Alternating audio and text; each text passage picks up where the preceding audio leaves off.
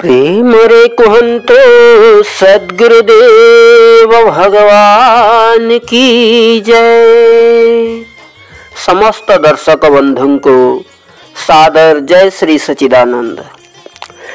देवर्षि नारदों को मध्य तांको जीवन रे गुरु धारण करने को पड़िथिला, किंतु काहींकि तांको गुरु धारण करने को पड़िला कारण तांको पाखरे तो वेद शास्त्रादि ज्ञान परिपूर्ण हो रही थिला।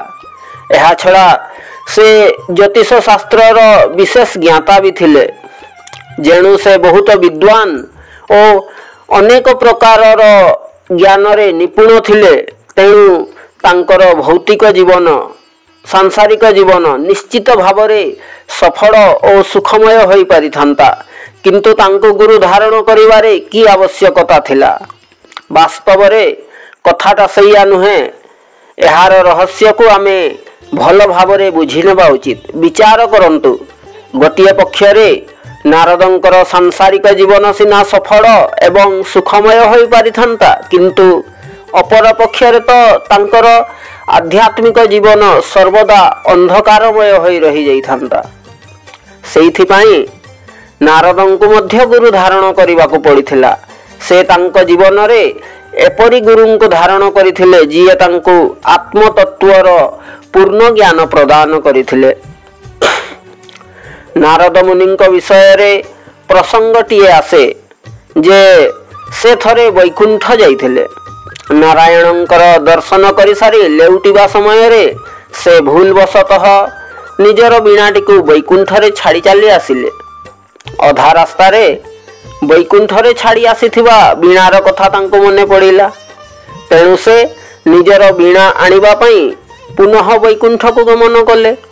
सेठारे पहुंची देखिले जे से जो स्थान रे छिड़ा होइथिले अर्थात तांकर चरण पड़िथिला, सही स्थान मानंकरू दूत मानंक द्वारा माटी खड़ा जाई निष्कासित करा जाउछि और सेथिरे नुआ माटी आनी भरा जाउछि।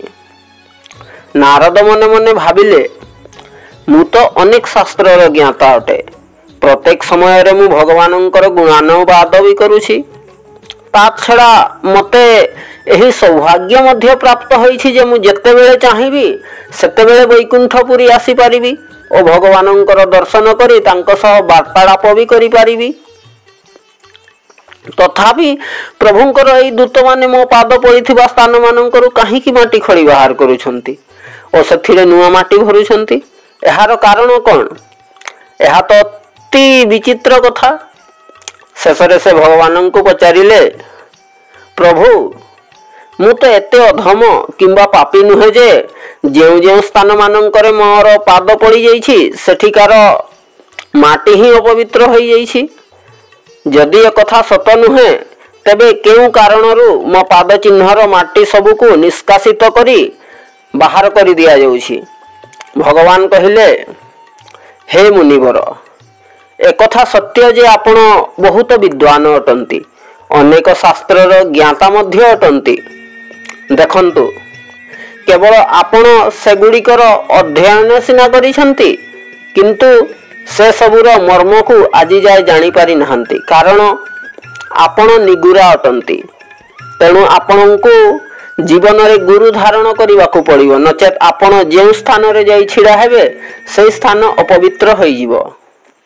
नारद कहिले, ठीक अछि प्रभु, जदि एपरी कथा तेबे मु निश्चय गुरु धारण करिवि। गुरु धारण करिवारे भी मते अधिक समय लागिबनी। भगवान कहिले, मुनिवर, आपण तो धर्मशास्त्र रे बहुत निपुण एवं पांडित्य अर्जन करिसंती और भगवान सहित आपण सीधा सड़क वार्तालाप भी करुछंती। तथा एथिपई आपण भितर कौनसी ना कौनसी प्रकार अभिमान भी रही। तेणु गुरु धारण करने को गले आपण तांको आगरे मुंड नुआइबे किपरि? नारद कहिले, नाई प्रभु, मु सेमिति केबे करिविनी। मु तो वर्तमान गुरु धारण करने पई निश्चय करि सारलेनी। जदि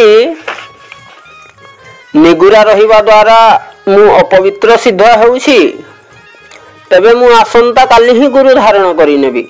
एही परि भावरे प्रभुंक सामनारे संकल्पबद्ध होई नारद मुनि सेठारु प्रत्यावर्तन कले। ता पर दिन ब्रह्म मुहूर्त उठी नारद मुनि स्नानादि करी मस्तकरे चंदन तिलक आदि लेपन कले और प्रभुंकर वंदना स्तुति गान करी संगीत माध्यमरे तांकर गुणानुवाद मध्य कले। एहीपरि भावरे अति शुद्ध पूत भावना रे प्रातः काल मने मने संकल्प करिनेले जे वर्तमान बाहर को जीवा समय रे मु जहांकु प्रथमे दर्शन करिवि तांको ही निजर गुरु रूप रे धारण करिवि आउ भगवानंको भी तांको सहित किछि ना किछि लीला खेला करिवार थिला। प्रातः काल ठीक जमिति नारद मुनि पादटी आग को बढ़ाइछंती हठात से तांको सामना रे जणे केउटकू कांधरे जाल पकाई जाउथिबार देखिले। नारद तत्क्षणात भाविबाकू लागिले अरे आज मो सहित एसबू कौन घटीगला लगुछि आजिर दिनटा कौनसी प्रकार रे आउ शुभ नुहे मु एते बड़ विद्वान आउ ए केउट हेबो मोर गुरु किंतु करन्ते बा कौन प्रथमरु ही से संकल्प नहीं सारिथिले मन को मन बुझाई भाविले हौ ठीक अछि जहा प्रभुंकर इच्छा ताहा ही हेबो।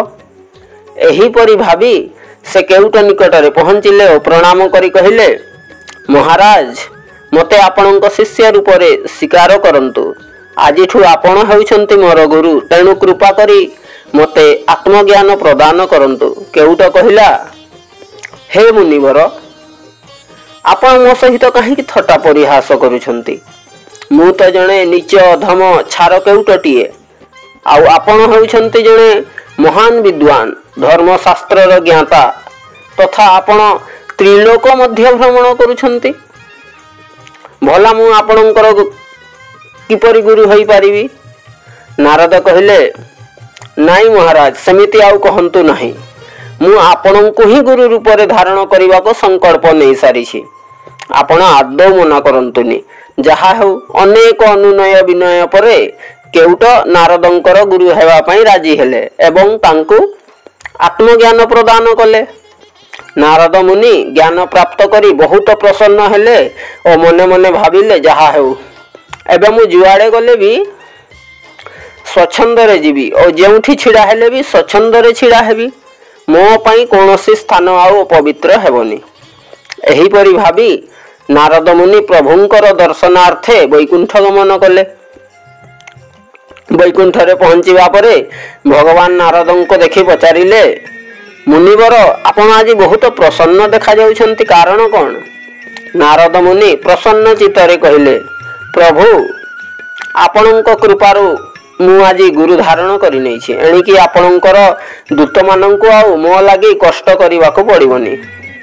तापरे भगवान कहिले अच्छा कहंतु आपणकर गुरु केमितिका। नारद कहिले प्रभु गुरु तो बहुत भल और से मते आत्मज्ञान भी प्रदान करिसंती किंतु से हेउछंती जणे धीवर। एठारे नारद मुनि किंतु शब्दर प्रयोग करिदेले चढ़ईर डेणारे पर थाए बोली आपण माने निश्चित भाव रे जानते सेथि पई से कोनोसी गोटिए जगारे केबे स्थिर होई बसी पारे नहीं। भगवान विष्णु कहिले ओ हो मुनिवर आपण एपरि अशुभ कथा काहे की कहउछंती गुरुंको पई आपण किंतु शब्द काहे की प्रयोग करूछंती एहा तो अति निंदनीय अशुभ एवं पापर कथा तेणु एथि लागि आपणको प्रायश्चित करिवा को पड़िबो।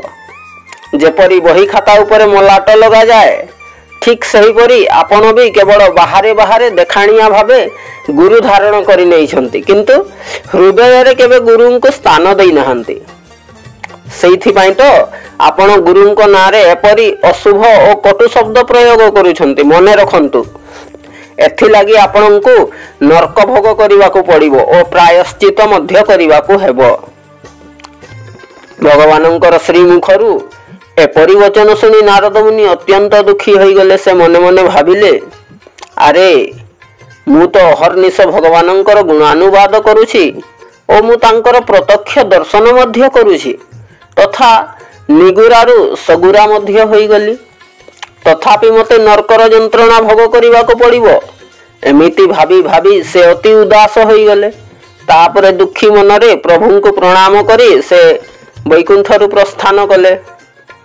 सेतेबेले संध्या होई जाइथिला वैकुंठरू प्रस्थान करने समय से रास्तार गुरु महाराज को छिड़ा होइथिबार देखिले।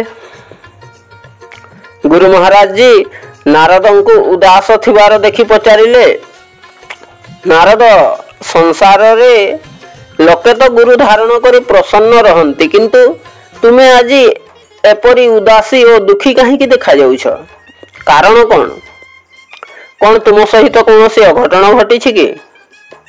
नारद कहले, गुरुदेव मु आपण को आउ कौन कही बुझाइबी, मते कहवा को लज्जा लगुछि। आज प्रातः काल रे भगवान विष्णुंकर दर्शनार्थे वैकुंठपुरी जाइथिली। से मते पचारिले, नारद तुमे कौन गुरु धारण करि नेल?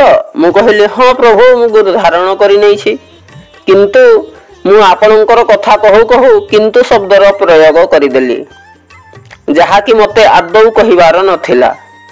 मु आपणकर सम्मान कली नाही ओ एहार फल स्वरूप भगवान मते नरक जंत्रणा भोग करने को पड़िबो बोली कहिले। तेणु तांको मुखरु एपरि वचन सुनिला परठु मते भारी कष्ट लागुछि, कौन जे करिबी किछि भाबी पारुनी। गुरु महाराज जी कहिले, हौ छाड़ से कथा, भूल तो तुमे करि सारिछ, किंतु मु तुमको सेथिरु मुक्ति पाइबार उपायटिए बताउछि, ध्यान देई सुनो। तापरे गुरु महाराज जी नारद को नरकरु उद्धार हेबार उपाय बताई देले और नारद मुनि बहुत प्रसन्न हेले। ता पर दिन प्रातः काल नारद मुनि भगवान विष्णु निकट रे जाई पहुंचिले और तांको पचारिले, प्रभु आपण गतकाली मते जो नरक जंत्रणा भोग करने कथा कही से मु पूरा पूरी प्रस्तुत अच्छी, किंतु आपण मो उपरे टिके कृपा करि दियंतु। नरकर रूप रेख किपरि ताहा तो मु केबे जीवन रे देखि नाही कि से विषय रे किछि जानि भी नाही। तेणु आपण मते नरकर नक्शा मानचित्रटिए अंकन करि देखाई दियंतु, जेपरि आमको कौनसी विशेष स्थान को जीवार थिले कही जानिथिबा व्यक्ति आमको भल भाबरे बुझाइबा पई गोटे कागज रे सही स्थानर नक्शाटिए अंकन करि बुझाई दियंती। ठीक सही परी भगवान नरकर नक्शाटिए अंकन करि कहिले, देखंतु मुनिवर ए हेउछि सही नरकर नक्शा और ताहा देखिबाको मध्य ठीक एही परी भगवान जेमिति नरकर नक्शा तैयारी करी देखाई छन्ते। नारद तुरंत जाई सही नक्शार मझिरे बसी पड़िले और कहिले, प्रभु एई नरक कहले नक्शार मानचित्र भी आपणक द्वारा निर्मित और असली नरक भी आपणक द्वारा ही रचित। तेणु वर्तमान मु नरक भीतर को आसी जाइछि और एठारे मु नरक भोग मध्य करिनेली।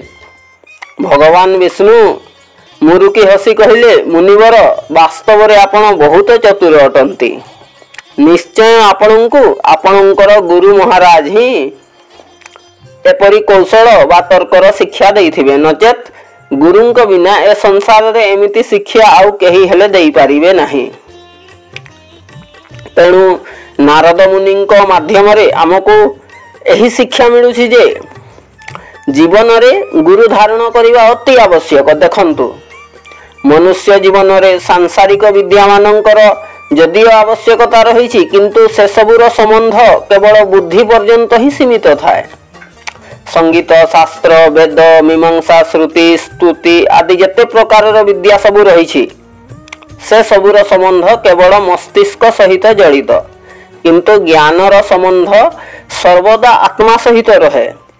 सेथिपाई आमे विद्यान होई थाउ कि मूर्ख होई थाउ अथवा आमे केमिति भी होई थाउ ना कहीं आत्मार कल्याण पाई आमको सद्गुरुंक पाखको निश्चय जीवाकू पड़िबो ओ जीवन रे गुरु धारण करिवाकू पड़िबो, तथा यह आम पाई नितांत जरूरी अटे।